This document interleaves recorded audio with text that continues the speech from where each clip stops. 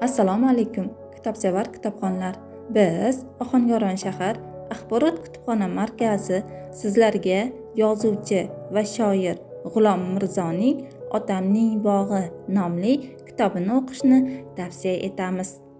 Ushbu kitobda G'ulom Mirzoning keyingi yillarda yozilgan yangi she'rlari va oldingi she'riy to'plamlaridan ayrim namunalar jamlandi.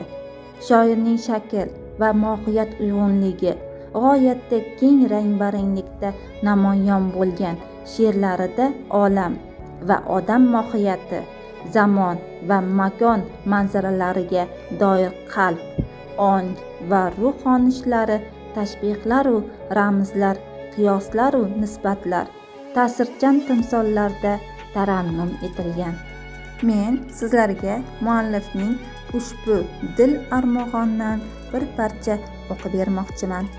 Shukur, gurs abrlarki oqib o'tsa samoda, go'yo cho'pon sigirlarni boqib o'tsa sahroda. Yog'da yog'in bo'ldi qiyin deya nolanmoq nechun, agar yemak rizq ro'zingni sog'ib o'tsa ziyoda.